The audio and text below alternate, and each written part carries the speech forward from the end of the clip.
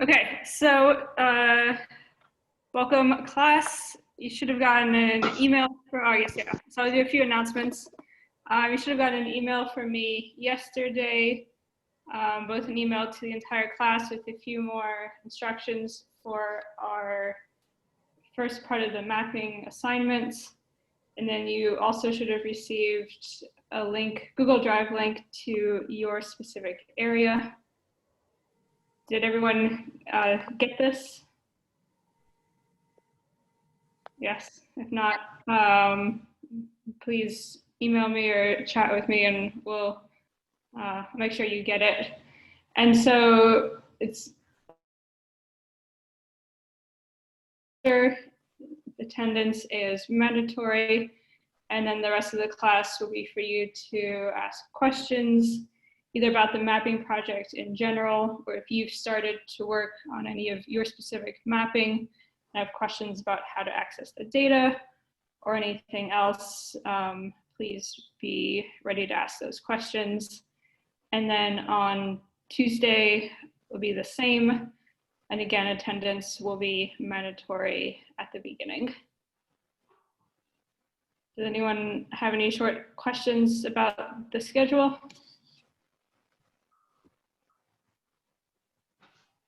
Oh, all right, great. So today we are very lucky to have two guest speakers, and they are going to speak to us about their mapping in Ridgecrest. And you all read their paper and sent me questions last night. So our two speakers are Jessica Thompson Jobe. She is a geologist at the US Bureau of Reclamation in Golden. Previously, she was a research geologist at the USGS. She has a broad set of research interests, including many that overlap with this class, including landscape evolution, tectonic geomorphology, and earthquake hazards. In addition to her Ridgecrest research, she's just looking at doing some fault mapping in northern New Mexico, working on characterizing seismic hazard. So very similar topic to what we are doing in this class. And then our other guest today is Belle Philibosian, and she is a research geologist at the USGS Earthquake Science Center. She has used a lot of methods, including fault mapping from imagery and LiDAR, as well as a range of paleoseismic geodetic techniques to again look at constraining seismic hazard. And so two speakers that we'll be listening to today have really brought in a range of techniques to characterize seismic hazard. I want to ask both of them if there's a few minutes at the end of today, if you wouldn't mind talking about a little bit about your careers, what attracted you to the institutions where you work, and your path from being a student to working there.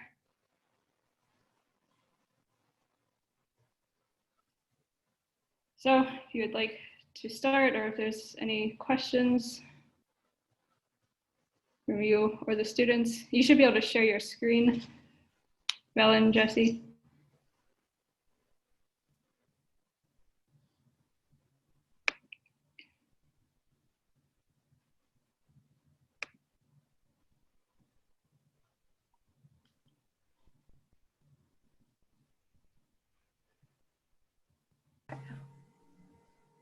Start this. Okay, so you can see the PowerPoint now? Yes. Okay.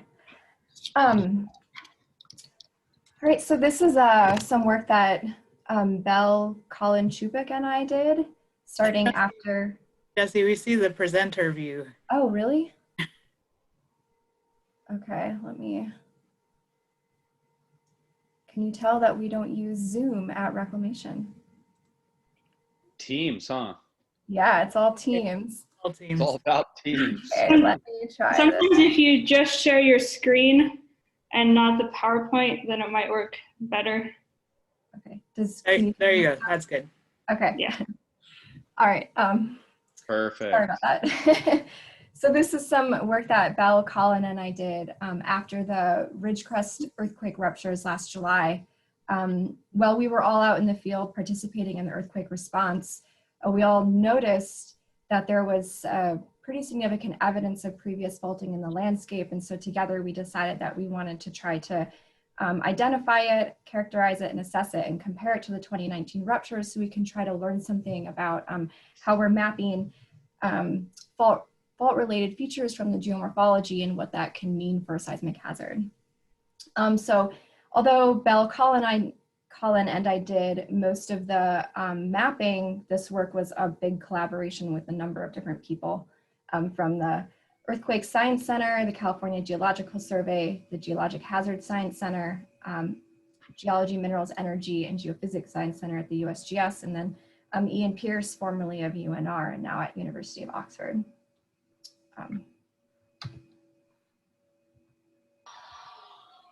Let's see. Okay, advance it manually.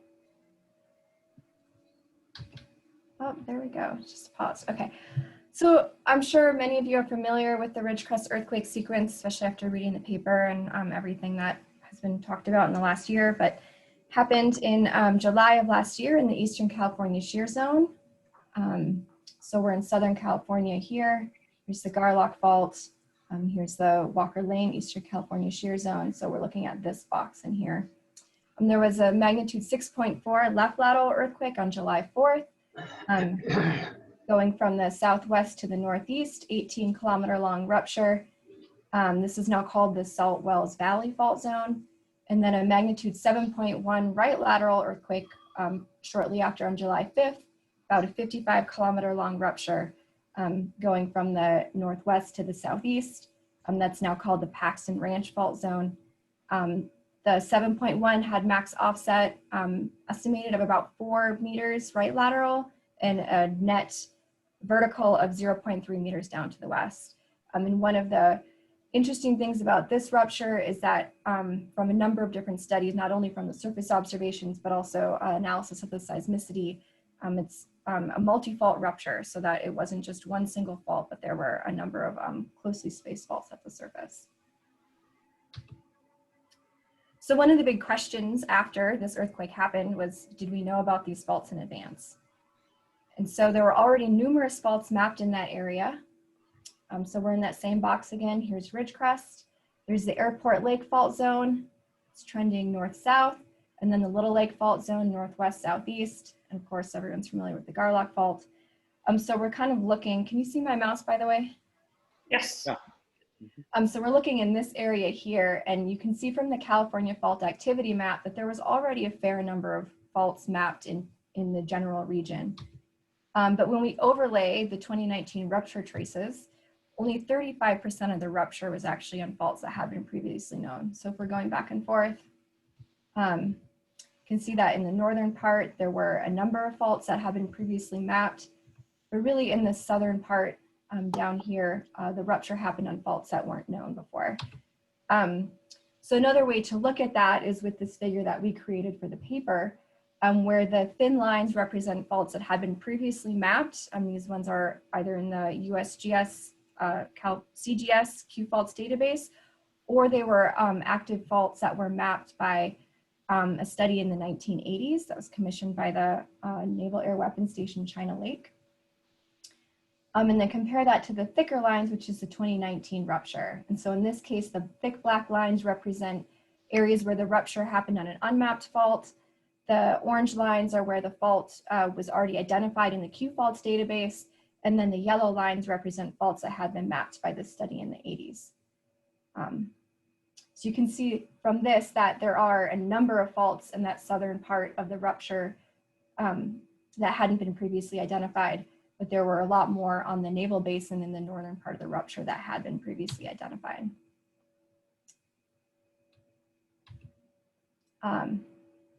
So like I said, we wanted to go back and look at some of the pre-earthquake imagery and assess whether or not there was evidence in the landscape for previous faulting along this fault system. So we used a pre-event 2-meter DEM. This was made from I think Worldview stereo imagery. It's available on Open Topography by Bill Barnhart. We used NAPE and Google Earth imagery. And then we checked a lot of our remote mapping against field observations that we made either during the earthquake response or in some field trips later on in the fall. There is post-earthquake LiDAR available now. When we were doing our study, that was not available. We did take a quick look at it this spring to assess whether or not it was useful for us to redo some of our mapping on it. And we ultimately decided that with the 2019 rupture that was imprinted on it, we thought that it would be challenging to pick out some of the pre-2019 features. So we kept it to this pre-2019 data set. So just to give you a flavor of some of the features that we mapped, scarps, which are these vertical offsets of correlative quaternary surfaces. So you can see some of these trending southwest northeast that are offsetting these alluvial fans at different heights. Tonal contrasts and lineaments. So these are areas where we have a juxtaposition of bedrock or soils of different colors. So you can see some of these across the playa surface up by Airport Lake, where we have bedrock juxtaposed against the playa surface, and then soils of different colors when you're off the playa surface. Vegetation contrasts and lineaments. So pretty much what they sound like, lines of different types of vegetation across the landscape or contrast between either more vegetated and less vegetated areas or different types of vegetation that are juxtaposed together. And then topographic lineaments, which are these sort of little bit larger scale bedrock features that we're seeing across the landscape. So in this case, we have a number of these pervasive topographic lineaments that are trending from the northwest to the southeast that we can see in this image. So just to go into a little bit more detail about some of our mapping methods. So as I mentioned before, we had 3 primary mappers, myself, Belle, and Colin Chupik. We each mapped different areas, and each mapped feature was verified by at least one other mapper. So we did a rigorous peer review amongst ourselves, and then we also had another peer reviewer at the USGS prior to the data release.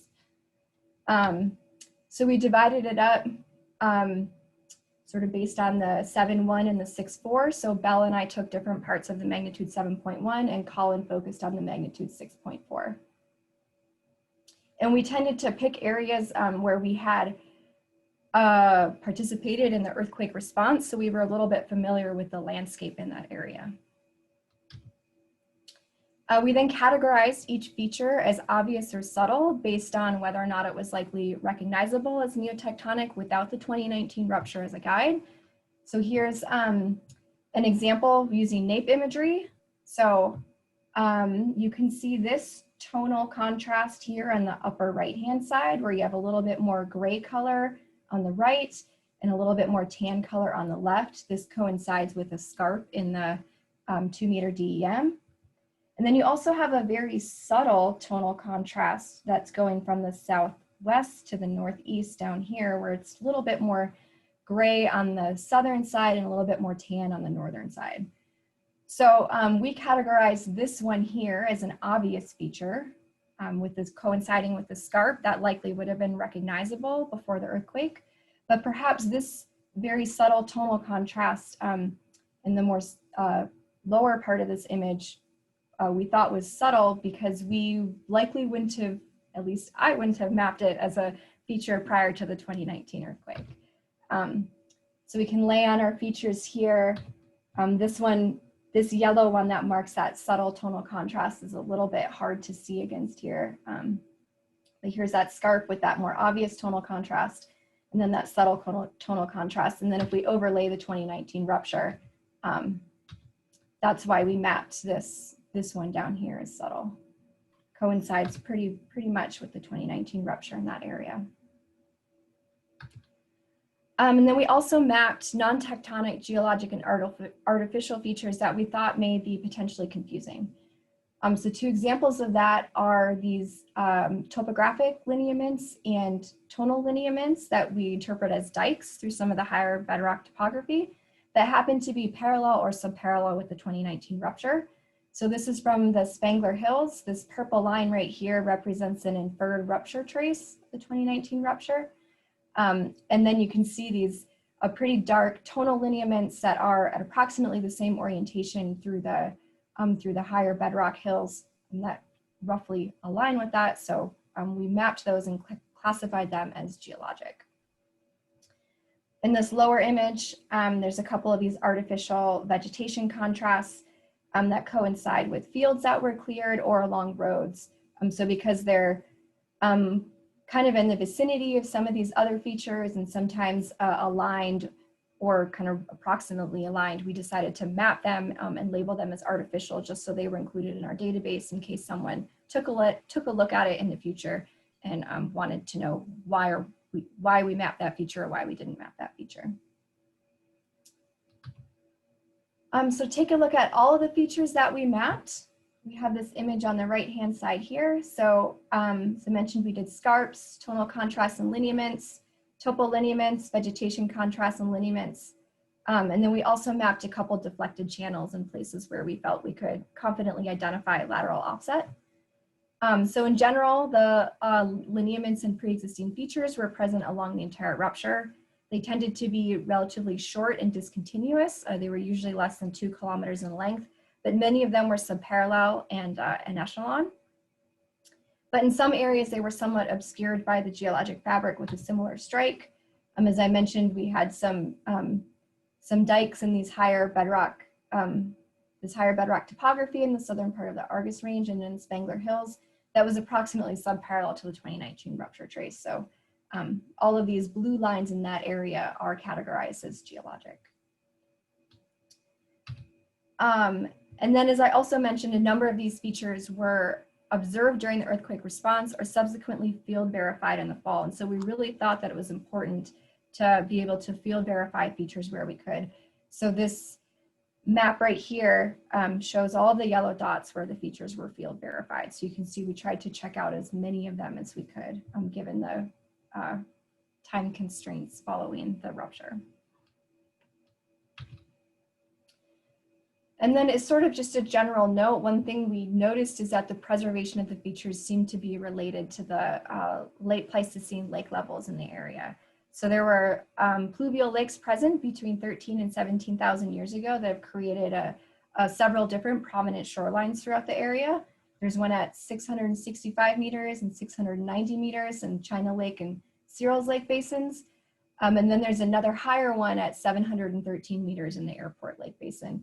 And so these formed prominent benches in the topography, which complicated a little bit of the interpretation, which Belle will talk about more in a few slides. But in addition, we noticed that the areas that were below these late Pleistocene lake levels tended to have poorer preservation or perhaps more subtle preservation of the features compared to the areas outside of these late Pleistocene lake levels. So, for example, in the northern part where we're outside of Airport Lake, we tended to have more features preserved, a lot more vertical scarps. Within China Lake and Salt Wells Valley, we had fewer features preserved. And then once we get down to the Spangler Hills, where we're a little bit higher up and out of those lake basins, we had more features preserved.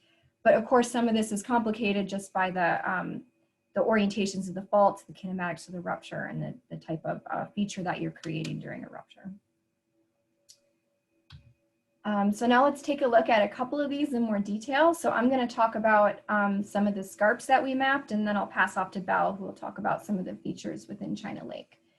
So first, we're going to look at an example from Airport Lake from some well-preserved scarps that are above the late Pleistocene lake levels.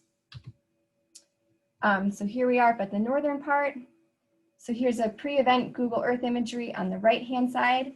You can kind of make out some of these subtle tonal contrasts that are trending approximately north-south. This is Airport Lake on the upper left-hand side. We take a look at the pre-event 2-meter DEM. Those vertical scarps pop out a little bit more. So this is a combination slope shade, hill shade to help bring out the slope and the kind of illumination a little bit more. But we can still see some of these north-south trending vertical scarps, which had been previously identified. So these were mapped as Holocene and included in the Quaternary fault and fold database, in addition to some late Quaternary active faults that are a little bit farther to the north in the bedrock hills. But we mapped everything in a little bit more detail here.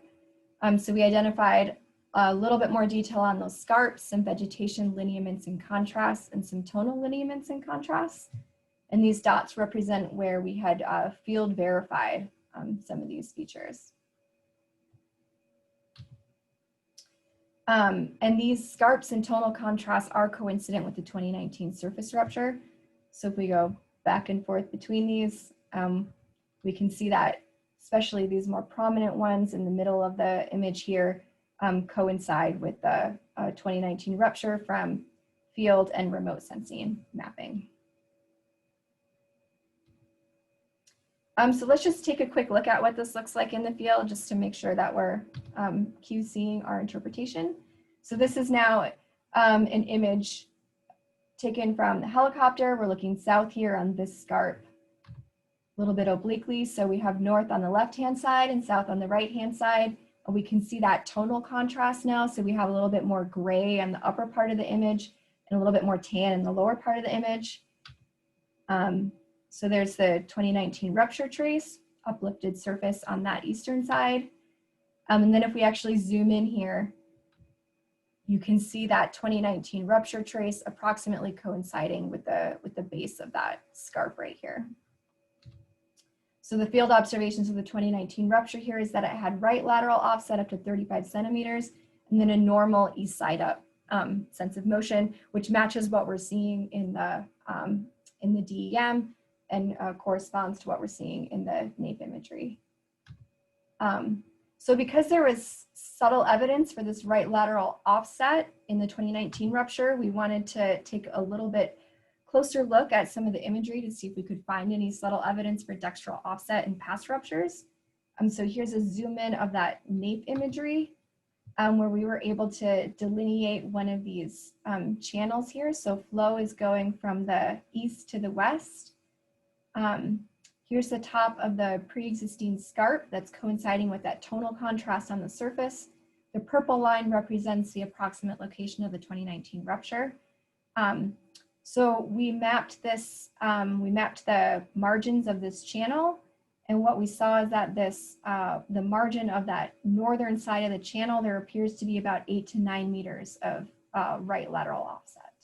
Not field verified or measured. This is solely remote sensing to try to see if we can detect any of that dextral offset. And then we also wanted to take a quick look at those vertical scarps. So if we draw some profiles using the 2-meter DEM, so we're going from west to east on both these profiles. This lower one here on the image is the upper profile.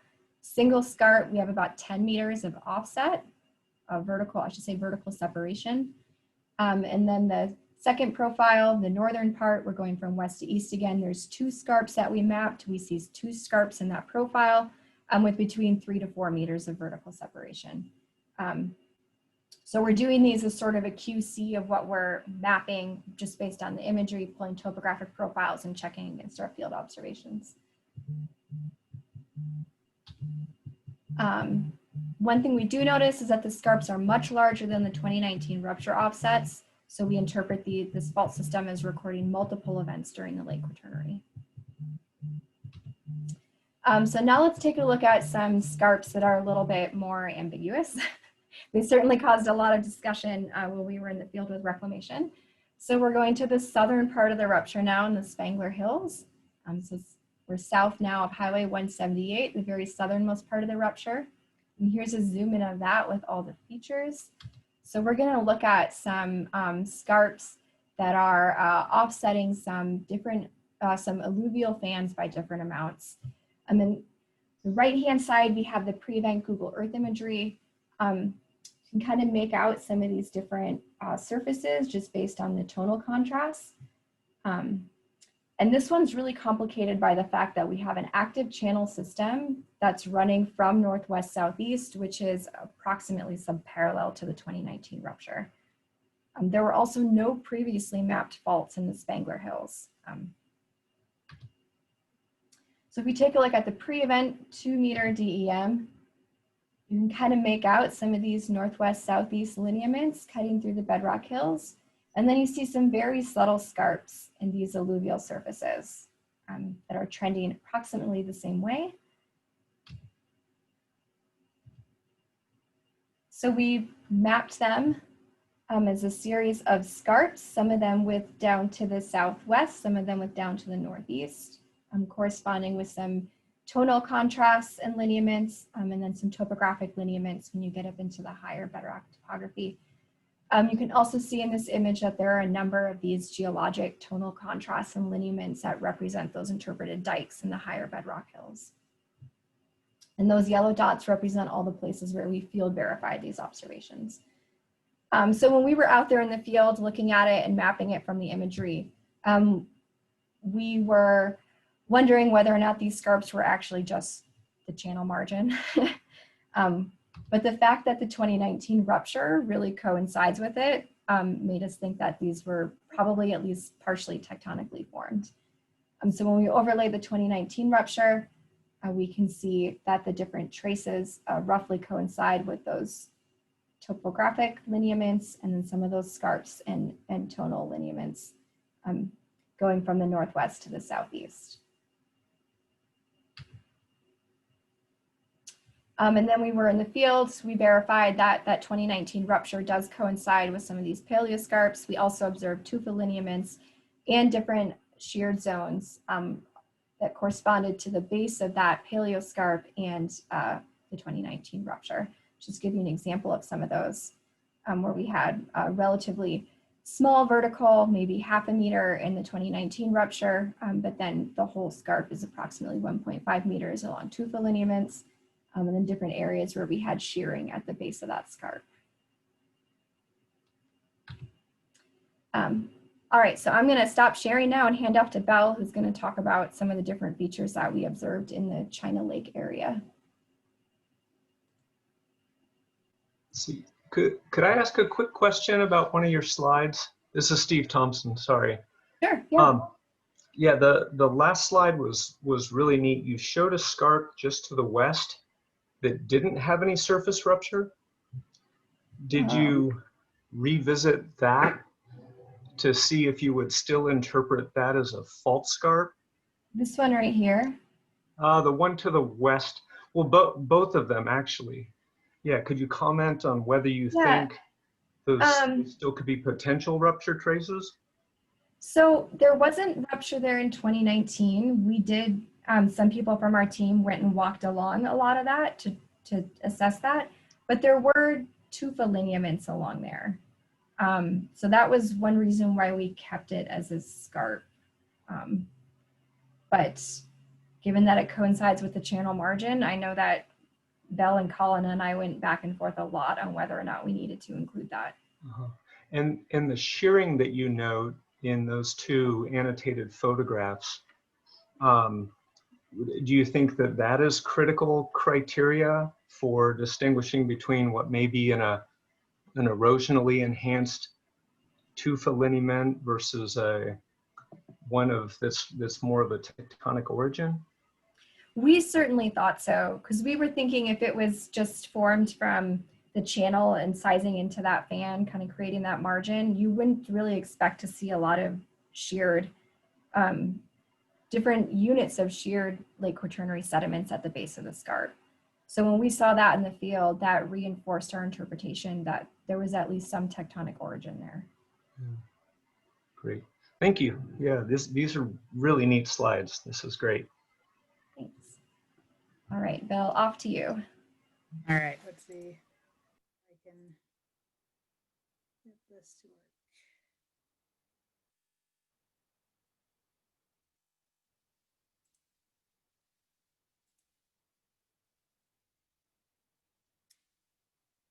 Is that the presenter view again?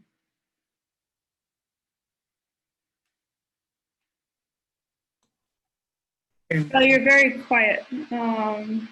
Oh, can you hear me now? Yes. Are you seeing the presenter view or just the full slide? We can see your whole slide, but again, your voice I think you're like moving away from your or your microphone a little bit. Okay, I'll lean in like this and hopefully you can hear me. Great, thank you. Okay. So focusing in on a couple more illustrative sites, we're going up to the north end of the China Lake Basin. So we have the pre-event Google Earth imagery here, and the, how do I advance this? I guess I just click on it. Sometimes there's a little there we go. arrow. There you go. Okay. All right. So there had been mapping before in this area. This is the Q Faults database, and the mapping by Roquemore and Zellmer, who are the geologists who work for the military base. So they had picked out some of the more obvious features in this area. There's some scarps along this area, and there's some relatively obvious vegetation lineaments and contrasts over here. So if I turn it off and back on again, you can kind of see those.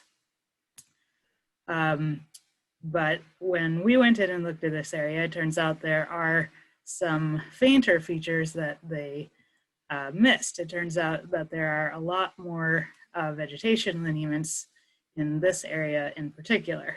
And one of the ways that we distinguish this is you can get vegetation lineaments for a lot of different reasons. For instance, if they're along a drainage, but these you can't really tell from this view, but these vegetation lineaments were cutting across topography and not associated with the drainage. So that was a hint that they were instead something tectonic related. And in fact, when you look at the 2019 rupture, we find that they correspond very nicely with both of these northwest oriented lineaments and these northeast oriented lineaments. And one thing that is interesting is that I personally actually mapped this part of the 2019 rupture. I was part of that team and walked right across these in the field and didn't see them at all. So this is an example of a feature that is actually not obvious in the field, but was relatively obvious with high resolution aerial imagery. So that's an example of how having this high resolution aerial imagery is key to picking out some of these fainter features and getting the full picture of faulting in the area. Another interesting area, this is a little bit to the south of that area we were just looking at. So this is on the, this is the northern part of the China Lake Playa right here. This is the pre-event 2-meter DEM. So you can see a couple of interesting features. One is that there is a scarp running right along the edge of the playa right here. Are you seeing my red mouse pointer? Yes. Great. So there's that scarp, and then there's this sort of a bench up here farther up the slope. You can see that pretty nicely in the contours. And here's what the imagery looks like. So there's some tonal lineaments and contrasts that are associated with that playa edge scarp. And you can see that there is a little bit of a fainter lineament going off in this direction. And then there's a very faint tonal contrast here, which is associated with that bench in the topography. And the other key piece of information that you might want to know if you're mapping in this area is where are those fluvial lake shorelines? So it turns out that that upper bench feature is associated with this 690 meter high stand. And the lower scarp is associated with the 665 meter lower shoreline of the lakes. So the previous mapping in this area had, there was some disagreement. So if you look at what's in the Q Faults database, those are the orange lines. They had mapped a fault associated with this upper bench, whereas the geologists working for the military base had instead picked out this scarp along the edge of the playa as a tectonic feature. And it turns out that the Roquemore and Zelmar were the ones that were correct in this case. So they had, while it's a little bit difficult to disambiguate perhaps a feature that's associated with just the erosion at the edge of the playa with something that's a tectonic scarp, they had, I think, correctly noticed that this one was a long strike with these somewhat more obviously tectonic features to the north, and in fact cuts across topography, whereas this feature basically just follows the topography and is less contiguous with these other features to the north. So when we mapped this area,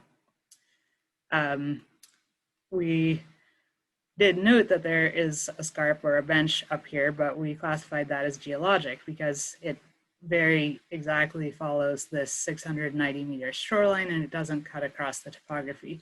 Whereas while this feature also follows a shoreline, it then diverges from that at the northern end and then connects with these vegetation lineaments. So in this case, you can see that with the dashed lines here, we considered these features right along the edge of the playa to be subtle. If you were just looking at that, it would be hard to say for sure, is that a tectonic feature or not?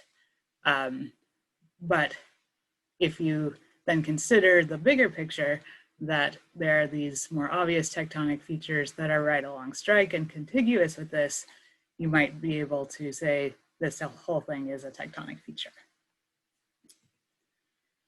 And yes, indeed, of course, we know in retrospect, the 2019 rupture coincides with this feature along the edge of the playa and not with this one associated with that higher shoreline. So one other area now down at the south end of the China Lake Playa, if we zoom in there, so this is out on the playa and looking at the pre-event imagery, you can see some really obvious north-northwest oriented fabric here. There are these parallel lines in the landscape. They're also associated with topographic features, although they're kind of ridges and swales, but they're pretty subtle. They're like a meter high at most. So they don't show up really well in the 2 meter DEM. And the previous mappers in this area had definitely noticed these and thought maybe there was something tectonic going on here, but they didn't quite agree with each other, and it's hard to say why you would think that there would be multiple isolated parallel tectonic features in this area. So when we mapped this, we took a little bit of a closer look and identified, we're not sure exactly what the origin of these features are that are mapped in blue, but it's pretty clear looking at them that they're not tectonic. They're something associated with either the lacustrine history of the area or some kind of older geologic history. Whereas there are slightly more westerly striking, more obviously tectonic features in this area, which are mapped by the brown and green lines here. And these, if you look carefully, especially like down by point G, actually offset and cross-cut some of those older geologic features that are mapped in blue. So having features that are disrupting the landscape as opposed to having lots of subparallel features that are forming a fabric in the landscape is something that is more distinctive of a active tectonic feature. But it's certainly understandable that especially with lower resolution imagery, it was more difficult to disambiguate the tectonic from the non-tectonic features in this particular area. And again, of course, we now have the hindsight of the 2019 rupture, which the main rupture follows exactly those more westerly striking features and cross-cuts these blue geologic features. So if we look at all of our mapping together here, as we previously noted, about 35% of the 2019 ruptures occurred on faults that had been previously mapped. If we then make that same comparison with our mapping, we find that about 50% of the rupture was associated with what we called obvious tectonic features. So those are what's mapped in red, highlighted in red lines here. And if you include the subtle features, that number rises to 70%. So that would be including these more salmon colored lines. So only the black parts of the lines were not associated with any neotectonic features, pre-existing neotectonic features at all. So somewhere between 50 and 70%, or maybe even a bit more, of the 2019 rupture could have been recognized as active faults before the earthquakes if someone had done our kind of more comprehensive, detailed mapping of features in this area. While the subtle features on their own might not have stood out to anybody, they might have been noticed following the strike of more obvious features, like that case in the north part of the China Lake Playa. It's also possible that, for instance, even these areas with black lines where there were no features recognized, if someone had recognized features along strike to the north and along strike to the south, they might say, oh, well, there's probably, we can infer that there's a fault that goes through and connects these features, even if we can't see anything in that area specifically. So our mapping in general reveals a broad network of both northeast and northwest striking faults. They're roughly orthogonal to each other. So these would be parallel to the 6-4 rupture, and these are generally parallel to the 7-1 rupture. It's notable that most of the secondary ruptures in 2019, so there's the, like down here at the south end, there's the main 7.1 rupture, but then there are several other strands that have less offset. Most of those secondary ruptures are also associated with pre-existing features. So the fault network, the entire fault network is a pre-existing feature. And in fact, you can see the purple lines here, the thin purple lines, those are strands of faults that we mapped that did not have any 2019 rupture at all. So in fact, there's additional faults in the landscape that just didn't rupture in 2019.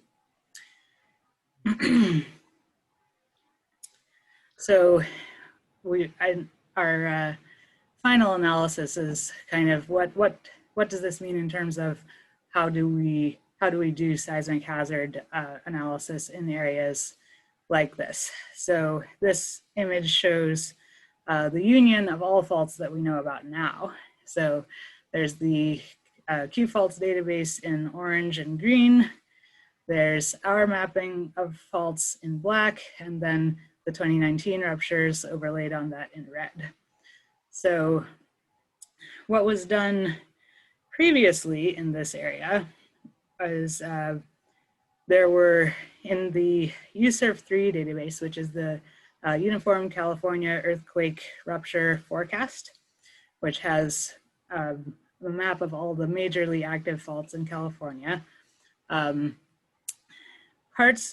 It was considered a partial success in terms of forecasting the 2019 ruptures. There's the there were two main fault lines recognized in this area. One of them is the Airport Lake Fault, which is this thick gray line here. And then there was the Little Lake Fault here. And each of those was represented by a simplified line, but also by a larger polygon representing the breadth of the fault zone. So it was, in fact, recognized that there was a much broader area of faulting here at the north that was associated with the Airport Lake Fault. So, however, the Airport Lake Fault polygon, this gray line here, you can see ended and did not include the southern part of the 7-point rupture or the 6.4 rupture. And that was largely probably because there had simply been no one looking for faults down here in the Spangler Hills and southern area. So the 7.1 rupture did in fact occur within, or part of it did occur within the polygon as it had been defined, but not on the proxy fault that had been designated for that polygon. So if we were going to improve this in the future, of course, we would want to extend the polygon to now include all of the faults that we now know about with our mapping and the 2019 rupture. And we might want to add some more proxy faults to for the Paxton Ranch and the Salt Wells Valley fault zone. But I think the larger issue here is that depending on what you're going to be using your fault map, your seismic hazard map for, you definitely want to understand and take into account that you're talking about really a broad fault zone here, where the next rupture might not be on any one specific strand out of the many hundreds that have been identified here. So if you're doing PSHA, probabilistic seismic hazard analysis, if you're only caring about how much do things shake, then whether your earthquake happens along this fault or along this fault might not matter much for the intensity of shaking in this general region. If you have a 7.1 here versus a 7.1 here, it's not going to make a whole lot of difference if you're over here living in Ridgecrest for the amount of shaking that is felt. However, you might still get a misleading impression of your hazard if you don't recognize the potential connectivity of faults in the system. So for instance, right now in the USURF3 model, faults are allowed to connect to each other in a single rupture if they're separated by less than 5 kilometers. So the way things are drawn now, for instance, these faults could not connect with the Garlock fault, which is down here at the bottom. It's more than 5 kilometers away. However, if you consider not these proxy faults, but the edges of the polygon, you are certainly within 5 kilometers. So if you don't consider the broader fault zone polygon, you might underestimate the connections between faults that you could have or the maximum size of earthquakes that you could have in the system. Then, of course, if you're going down to a smaller scale and you're doing PFDHA, that is probabilistic fault displacement hazard analysis, it absolutely matters for sure where every single one of these fault traces is, because you are worrying about, is there a fault going through my building or my pipeline? So in that case, you would not only want to know about every single one of these little map faults, but you would probably also want to consider that maybe we didn't find all the faults. There could be more in this general area. So your hazard would be high on the faults that we're able to map and that we know about, but still non-zero perhaps in the rest of this polygon area if there's some more fault strands that we might not know about. So yeah, so we find that this study is very illustrative of where we might want to go with seismic hazard analysis in the future. Right now, it tends to focus a little bit more on these more simplified proxy faults without taking into account these potentially broader zones of deformation, of distributed deformation, especially out in places like the Eastern California shear zone, where the faulting is generally immature and not so consolidated onto single fault lines. So yeah, those are all my slides. Thank you. That's great. Thank you. Excellent talks. Super interesting. Yeah. Chelsea, I have a lot of questions. Should I hold off on my questions and let the students have the first crack at it, or? Yes. So I wasn't Okay. sure who was talking. Oh, sorry, it's Steve Thompson. Okay. Yes. So class goes till 10:15. If Jesse and Belle, if you have time to stay for a few more minutes, that would be great to let the students ask their questions first. Certainly. Oh, I'll even throw in a pre-answer. So one of the common threads I saw in the questions was whether these mapping methods are appropriate in other environments or climates. So the short answer is yes, although the type of data, you would shift the emphasis in the type of data that would be used. So if you're in a heavily forested area, the imagery is not going to be as useful to you as it is in a desert environment, for sure. You're not going to pick out subtle tonal contrasts if you're under a forest.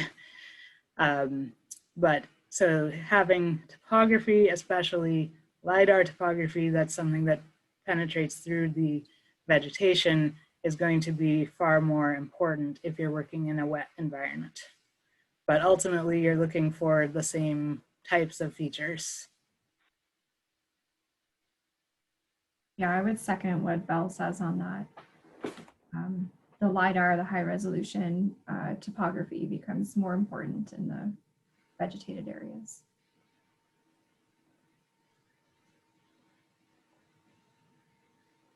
Students, please ask away. I have a question, if that's all right. So assuming that there was not like a 2019 earthquake here, do you think your boss comes to you and says, hey, I want you to map this area? Would you have gone into as much detail as you did in this exercise? So I guess, okay, so working at Reclamation, we're kind of tasked with that quite a bit. So we do seismic hazard for dams. So we're assigned a dam, and then we have to map an area within 100 kilometers to either characterize existing faults or identify new faults. So I would say that for those types of projects, there are a lot of the areas where we try to go into this type of detail, especially where we know that there might be some evidence for active tectonics. Other areas where there hasn't been significant evidence or there's low seismicity, maybe we'll do a little bit more quick of a pass and not this level of detail. But for the projects that we do, we try to assess the fault zones in this level of detail. Seems like there's a lot of places where you were in like super, I don't know, zoomed in detail. So good on you guys. There's definitely, in looking at the previous mapping that had been done in this area, it's clear that it was infrastructure driven. So there was a lot better mapping that had been done on the China Lake military base. And the closer that it was to, so the geothermal field, the COSO geothermal field is up in the northwest corner here. And there was concern, I think, about faults interacting or activating the geothermal field on the base. So that was, I think, the impetus for hiring those geologists in the 80s who mapped out the Airport Lake fault very nicely. And then the quality of the mapping kind of decreased as the farther away you got from that. And then once you got down south and off the base completely, there was almost no fault mapping done. Whereas if, I'm not sure that we would have seen as many of the subtle features, obviously, without the 2019 rupture, but certainly it was possible to follow the trail of breadcrumbs starting from the north and following the more obvious features down in the Spangler Hills to the south. So I think it was certainly possible to get the complete picture of the fault from end to end, even if maybe we wouldn't have gotten every single one of these little strands.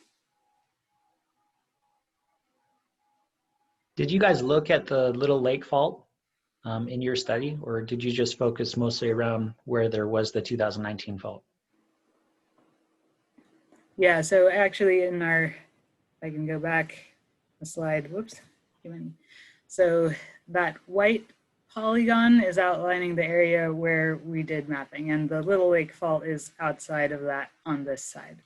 So we did indeed focus on the areas that had 2019 rupture. In fact, we didn't even map the Airport Lake Fault, which is also on the outside of the polygon on that north side. That said, because of the previous focus on those faults, I wouldn't expect that there's a lot that's been missed along those, because they just have had more scrutiny. This is Chris Medugo. I've got a lot of questions too, but I have a good add-on to that.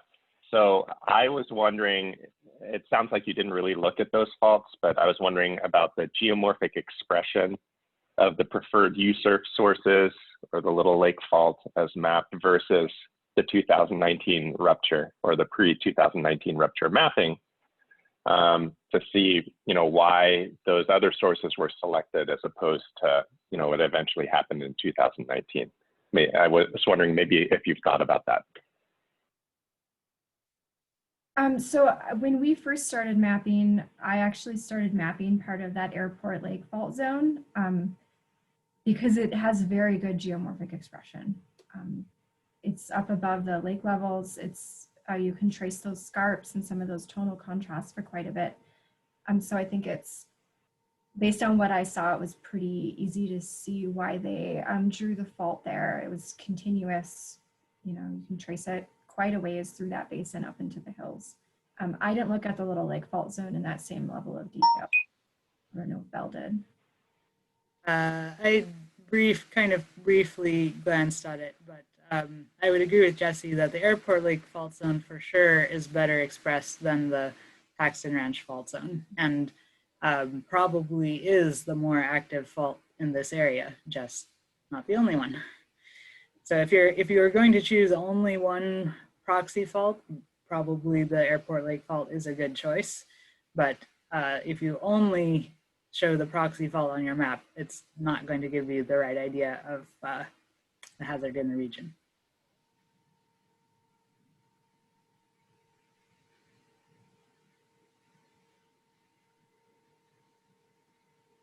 Students have other questions? You guys sent a very long list of good questions. So please ask some. Oh, sorry, Chelsea, is it okay if I ask? Sure. This is Steve. Yeah, great. So it's incredibly impressive, the detail that you have, looking at the subtle tonal lineaments, looking at the very subtle ways where certain features cut across topography rather than follow topography. So those are excellent examples of really high quality detailed mapping. For a lot of the pre-rupture mapping that we will have for practical purposes for PFDHA won't have this level of detail. So one of the thoughts is you break things into more obviously recognizable features versus less obviously recognizable features. Can you merge that with where the larger displacements are versus where the smaller, more secondary slips are? Because obviously for infrastructure, not every rupture is equal, right? We're mainly interested in where the larger slips are taking place for a lot of different infrastructure. So can you comment a little bit? Were the most, so for example, what would be really nice to hear is if the most obvious geologic features correlated with the largest slips following the earthquake.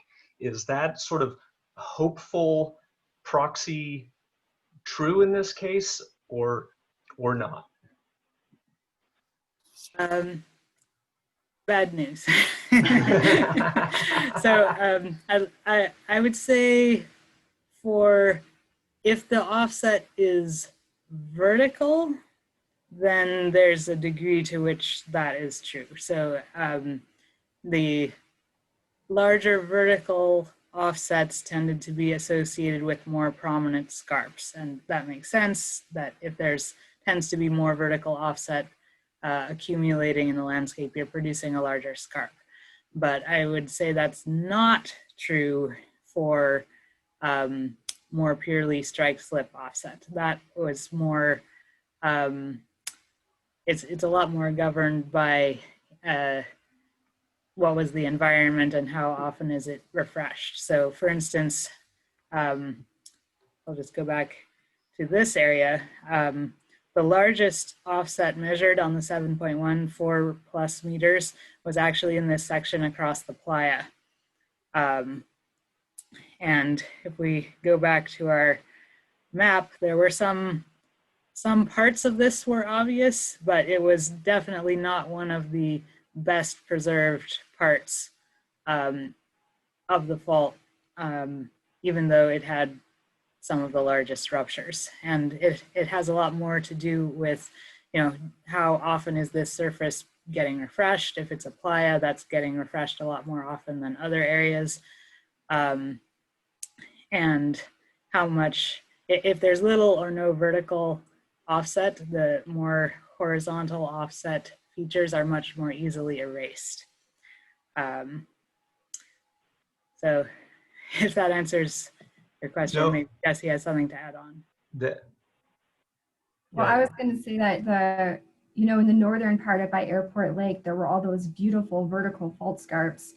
And in this rupture, they happened to not have a lot of vertical offset. So either, they're formed over many earthquakes of a similar size, or this rupture just didn't have a lot of offset in that part of the fault zone. Okay. To what degree do you think with your pre-rupture mapping, so this is a related question, but from the pre-rupture map, if you had to simplify that map to draw a more continuous line or set of lines that you would define as, here's the principal rupture zone. This is where we would think that on average over several earthquakes, this is really where the largest slip is going to occur. How well do you think you would have done? So maybe for example, Belle, in that case you showed where we were inside the playa, that's an excellent lesson learned. I'd love to have a poster of that in front of every desk in our office. It would be nice to know, though, if in that sort of case you would get pretty close by interpolating from features outside of the playa margins. Do you know what I mean? So overall, how well would you have graded yourself, do you think, after rupture mapping, where you would say, okay, I think the principal big slip, more continuous through going zone is here? So I think there were enough features, especially immediately to the south of this playa area, and then more further north, that it was possible to interpolate that, and you would have picked out the main rupture in that area.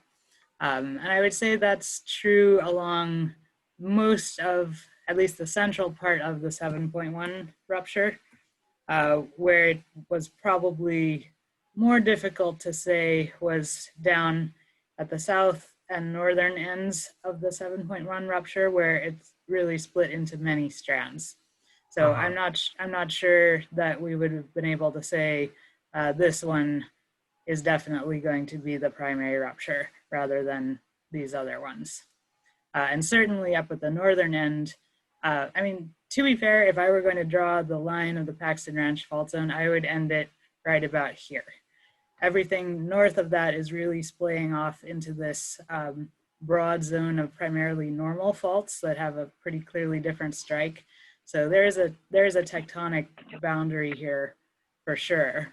And as Jesse mentioned, these scarps did not accumulate a lot of vertical offset during this earthquake. So that is kind of, there's argument as to whether that's primary slip or triggered slip, but it's certainly sort of subsidiary to the main part of the rupture here. And certainly, I think there was no obvious way to tell in advance that these particular strands of this many multi-stranded area were going to be the ones that ruptured in this specific earthquake. Although you would certainly expect that all of those could potentially have rupture in an earthquake, especially one that was centered more on this normal fault system as opposed to on the strike slip system to the south. Right, okay. Neat. Now those slips at the very southern end, is it my understanding that they were not as large? All of them were kind of decimeter scale offsets, or were there some larger slips in that southernmost area? Down in the Spangler Hills. That's the area you're asking about. Yeah, thank you. Yeah, from what I saw, most of them were less than a meter, whether it's vertical or horizontal, usually right lateral. Yeah, it was just a lot more distributed down there. Multiple strands, which is a lot less offset.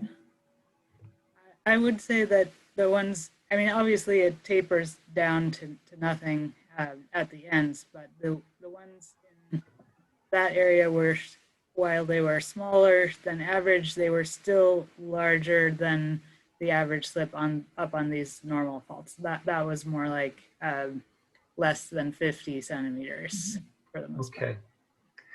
I have one more question about your methodologies. Was a stereoscope ever brought out and used in this exercise, or should stereoscopes be like put behind glass cases, break only in emergency if you're... We did not use stereoscopes, but I would certainly not say that they are not useful. I have one in my office and it's not behind a glass case. And if what you're looking at are actual printed stereo photos and you don't have a way of viewing that on a monitor, which there are ways to do, but I don't have it set up for my own computers. That's absolutely still a good way to recognize features, especially if you're looking at older imagery that is in print form rather than digital form. The tricky part, of course, is it's really laborious to draw lines there and then transfer it to a digital database. 100%. What about the Bureau? Is the Bureau allowing them in there? Yeah, for some of the work that our team's doing in Northern California, we're using historical air photos, and someone on our team has gone through and done a very thorough job mapping with the stereoscopes. Yeah. I haven't used them, but my coworkers do. I remember back when I was an undergrad, actually, doing a project of fault mapping.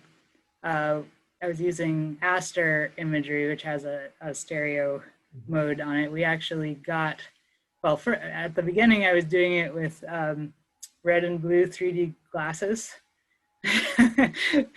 And then later we got a special monitor that was polarized, so it would polarize one of the images and then I could use polarized glasses. So that gave me a lot fewer headaches. Yep.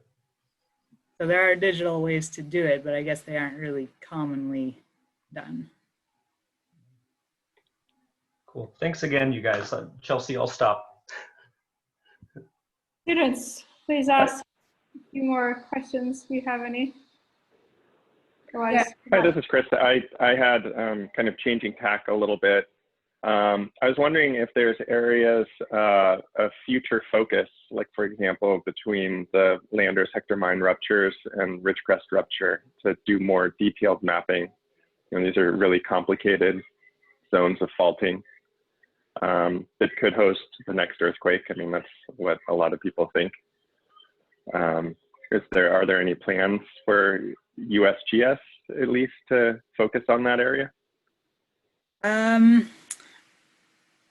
not aware of anyone at USGS looking at that in detail. I do think it's fair to say that the mapping in that area was more complete, or we can expect it to have been more complete than it was in this area. But that's not to say that, I mean, it's certainly not done at the detail that we've done for Ridgecrest, but maybe it's not as necessary to do that in an area that at least has had a basic pass at the mapping. It's not, certainly not a bad idea, but I'm not aware of anyone planning to do it.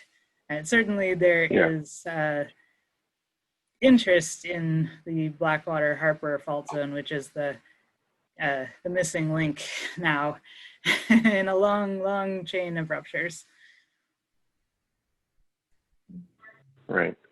Yeah, from a PG&E perspective, we've got lines that cross that area and are probably going to start doing detailed mapping for our lines. And then also Ridgecrest area, there's still so many features out there crossing our gas lines that could potentially host ruptures that we're investing a lot of time in that area as well.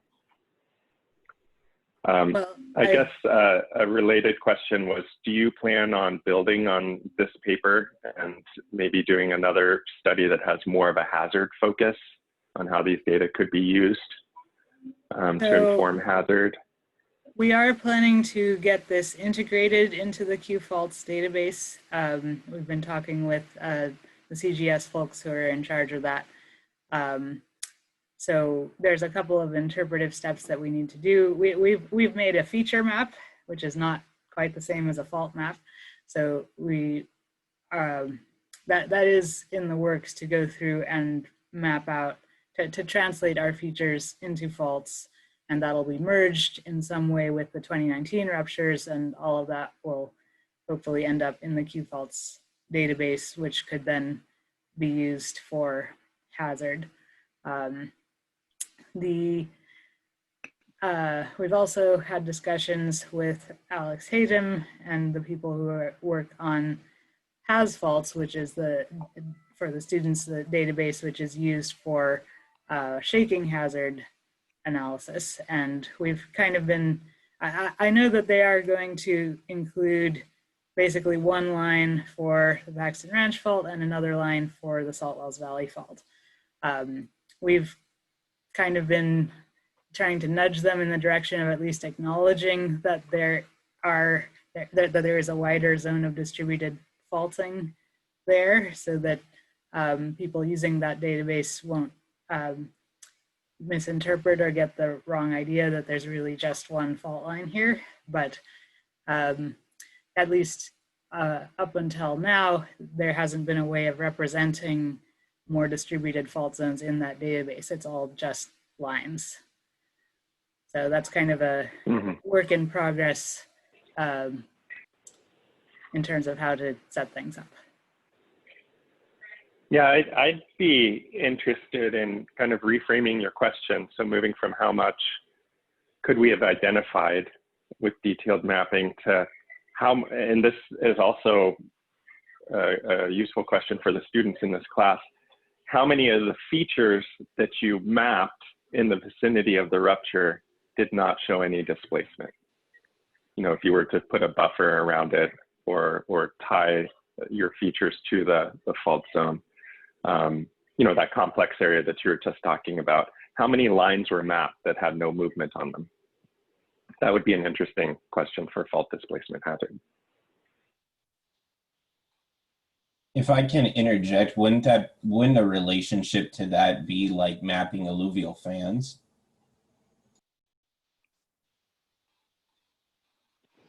How so? Just because, especially in dealing with older fans, you have so much overlap that there is no particular displacement, but you still have different aged alluvial fans. But by that, do you mean you're documenting the absence of features on a surface of known age? Just, I would say more or less an absence of displacement. So Yeah. Are you meaning that you could have an older fan that was displaced, but then a younger fan that isn't? That would, yeah, similarly would cover up what displacement would be shown from the older fan. So in the area, it would look like there's 0 displacement, but there's two different aged fans that you could map. That's similar to what I was saying. I do have a question though, kind of similar and separately. In the area of the Salt Wells Valley, when discussing this fault running northwest to southeast, how is the relationship from Salt Wells Valley so imperative, where Spangler Hills feels like it could be mapped also in the same direction?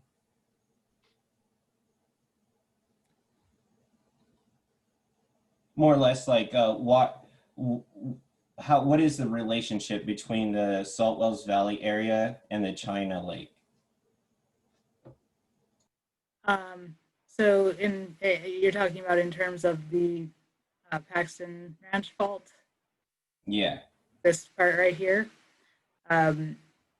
So as we noted, the features within Salt Wells Valley itself are far more subtle, and you can see that on this figure here. There's a lot of black down here in Salt Wells Valley, whereas where the fault actually goes up through the higher topography that is above the previous lake levels, it's in red in that there are more obvious features there. So it's, in terms of how the 2019 rupture happened, it's very contiguous. It's really just a nice single linear feature in most of that area.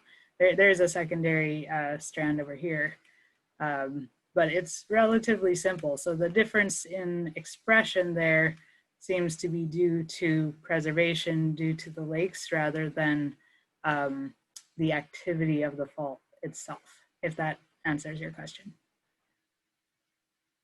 It does, thank you. I had a couple quick questions if I could follow up. I know we're getting close to the end of class, but maybe let me just check with Chelsea. Do you have any comments as we kind of get to the official or the end of time? She must have stepped away. Go ahead. Okay. I had just 2 questions. One was, also really appreciate what you guys have done. It's super interesting, very thought-provoking. One question, and this was one I talked with you a bit about, Belle, at SCAC, was kind of this psychological way of sort of building this knowledge and sort of going from more objective to more subjective. And what you guys did, which I really like, and you said a moment ago, is this feature mapping. So they're not faults, but the idea is that they are caused by faulting. And so can you just speak a little bit to how you're going to take that next step? Like, how are you going to decide that a lineament becomes a fault? So there's a couple of steps in that. One is that certain features, especially older scarps, are what we've typically mapped is the top of the slope of the scarp, whereas we know that typically the fault is found near the base of the scarp. So we'll be drawing the line in a little bit of a different place for those.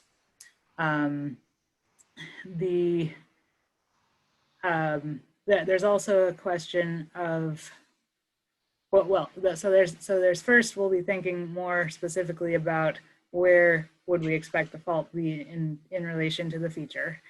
That's probably the most extreme example if we're talking about an older scarp. The other interpretive step is how much do we interpolate, right? So we have these features that, as Jesse mentioned, are typically relatively short. They're less than 2 kilometers long, but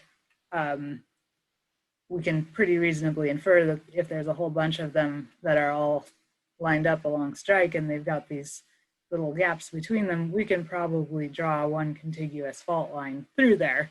But we might want to put some dashed parts of that line to indicate that we have inferred that the fault indeed connects between those features. So it's definitely a little, we want to make clear that there's another layer of interpretation on top of that, which is one reason that we didn't map faults. We didn't go directly to the mapping of faults in this paper, though that is something that we eventually want to do. Yeah, that's super interesting, and I'll be curious to learn more as you go. Maybe just one other quick question. I could go on, but a technical one, which was, what was the map scale that you guys used, and sort of how did you decide sort of uniform, like vertex density, you know, since you can zoom in and out, and you know, just when you guys are presenting at, you know, the figures, you can see the sort of general, more generalized nature of a lot of the prior mapping. So, and then in the same question is, how long did this take? Because one of the things we've been trying to also learn a little bit about is sort of mapping, you know, sort of kilometers per hour or whatever. Yeah. Jesse, do you want to? So, Map, you know, map scale first, sorry. yeah, map scale. You know, Belle, correct me if I'm wrong, but I don't know if we necessarily set a specific map scale when we were doing this. I think we were more focused on mapping anything that we could detect. And so most of it was done pretty detailed because there were 3 of us working on it simultaneously. And we were able to go pretty high resolution in the areas that we mapped. Yeah, I'd agree with that. I think we could we didn't set a scale, and we were able to get away with that because the topography that we were dealing with, the 2-meter DEM, is well, I mean, it's relatively coarse in comparison to something like these super high-res LiDAR that you get these days. So essentially, the resolution of that data set determined our scale. And we mapped down to the scale of the data that we had available. Whereas if you are using a super duper high res data set like these sub 10 centimeter scale LiDAR, you might go crazy if you don't set a scale and everyone has to kind of stay above that level. But you did note in your mapping file what data set you mapped or observed the feature on. And so that provides some context for reproducing your measurements, but also for the likely scale that you saw the feature at. Yeah, it looks like in your figures, you know, a lot of these have these sort of 500-meter scale bars or 1 kilometer. And then if I just, it's like your intuition looks like it was telling you like 1 to 5,000. It looks like to me, based on sort of what the field of view would be, that would make a figure like that. I don't know. So anyway, just in the interest of time, sorry, I just want to also get to the other question, which was the sort of mapping rate for curiosity. So we all started working on this in earnest, I guess, in, I guess, September of 2019. And we had to submit the paper to get it into the special issue of BSSA in January. But we wanted most of the mapping done before AGU, so most of it was completed by early December. Yeah, so two months, 2 or 3, and 3 times 3 people times, I mean, was it like 40 hours a week? No, we all had other obligations during this time. I guess it was, at least for me, it was, I guess, the primary thing I was working on, but I guess maybe half time. Yeah, so it's like 20 times 4, 80 hours a month times 2 months, 160 times 3 is what, 480 or something? So anyway, it's just something. I mean, it's a big area, so it's not. Not at all trying to question the level of effort. I'm just sort of curious about, as one would plan or even budget, you know, how would you decide kind of how to figure out how long something like this would take? Also, because the guidance we've given the students, you know, is 20 hours of solid mapping. So, But not of an entire, they wouldn't map feature the scale of Ridgecrest in That's 20 right. hours. so one small portion of it. So anyway, it's just a, you know, sort of open-ended point. So if I could interject, I have a quick question, kind of a subjective question, and then one that's not so much. I'm looking at your guys' polygons that you drew around for. I'm Joe Powell. I'm an undergrad at ASU. Your proposed fault zone polygons and like the study areas that you picked. If something's like active and has heavier earthquakes in like the Holocene era, and something may have like some lighter earthquakes, like, you know, before that or around that time, does that change your like study area and like how you go about the polygon? Like I think 2 slides ago, could you switch over to the map where it's kind of bends down? Yeah, that one right here. Like right here, I see that there's like a big space from this main fault line, and then like in areas like, I guess I would say like over here, it seems like closer for the study area. Is there a reason why I guess like is there like something that told you like in the data to create the polygon the way that you did to give it that kind of that kind of area? So just to clarify, you're asking about how we defined the mapping area polygon?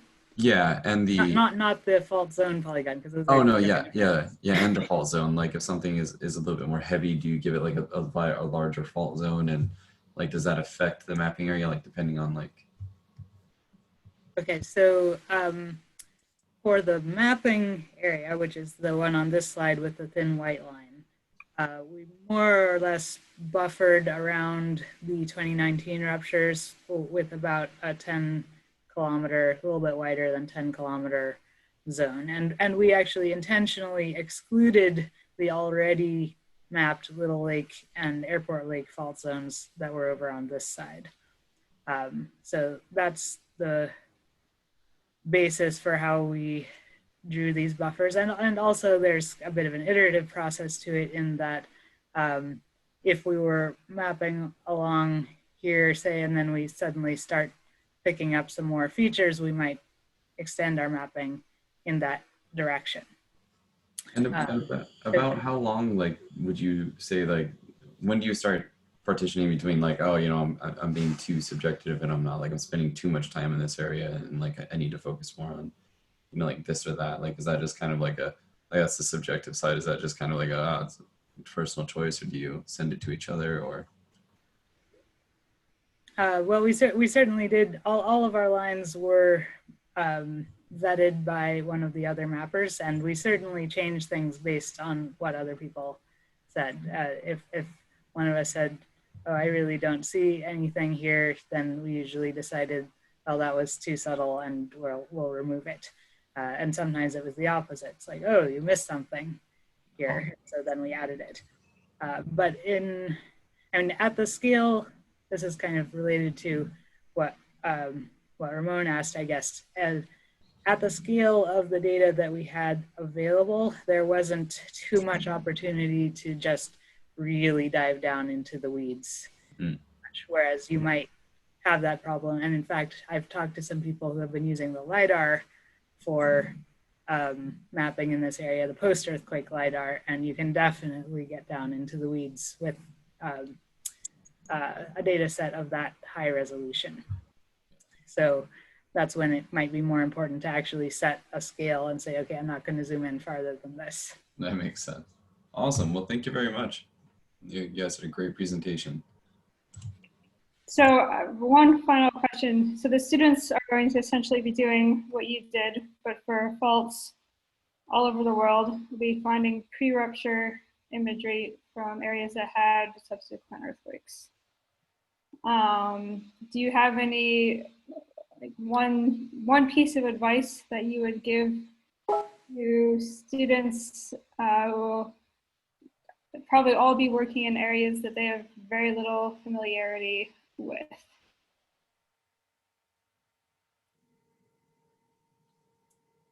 If you're going to be mapping an area that has a subsequent earthquake but you want to avoid biasing yourself, try not to have those lines available at all on your map.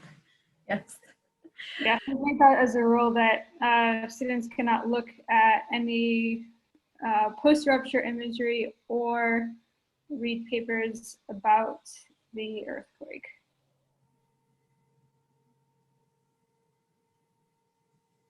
Yeah, I guess. Sorry, I was gonna say one of my pieces of advice. I mean, I don't know how much students are allowed to read about the geologic setting of the area, but perhaps trying to understand a little bit of the either kind of geologic history or geomorphic history to avoid potential misinterpretation of geologic features. Yeah, so for instance, in this area, knowing about those high stand shorelines was super important to avoid overinterpretation or misinterpretation. So you'd want to know about anything like that in your area. And just in general, when you're mapping a feature, a way to just QC yourself as you go along is to always be thinking, is there another or a more obvious non-tectonic explanation for the feature I'm looking at? Doesn't mean that it's necessarily not tectonic, but if there's another potential explanation, like it's right along a stream channel, you want to be less confident in that feature than if there really is no other explanation you can think of. And I would say when we were mapping, we usually noted those in our attribute table, just so if we had any questions, we could go back and double check those. Yes, thank you very much for that advice. And thank you also for coming and giving us a fantastic presentation. Yeah, we really appreciate it. Thanks, you guys. Yeah, you're welcome. So, Yeah, thank you so much for the presentation. It was wonderful. we could talk about these things forever, so I know we've gone over time, but it's just so awesome. Thank you for the opportunity to speak about this, and hopefully this is helpful to all the budding mappers. Yeah, it is. Does your paper come with a shapefile as well? That has all of the features? Yes, so the different line types are in there as well and all that. So the shapefile of all of the features is actually a USGS data release, which is the DOI for it is in the paper, so you can find it that way. And yeah, it has all the it has all the classifications of the features. It has who mapped the features. It has whether it's linked to a field observation. There's another shapefile that shows the locations of the field observations as well. Awesome. And that's specific to your paper. That's different from the DURAS data release that had the displacement measurements? Correct. Yeah, it's totally separate from that. It's a database of the pre-existing features specifically. Cool. And there's usually notes as to whether a particular feature coincided with the 2019 rupture, but it's completely separate from the databases that are documenting the 2019 rupture per se. Cool. I just had one quick thing. You mentioned, Jesse, 8 and 9 meters possibly on a stream, one of those stream offsets or one of those streams crossing a fault. I'm just wondering if you notice larger offsets like that anywhere else, and if so, like how many places?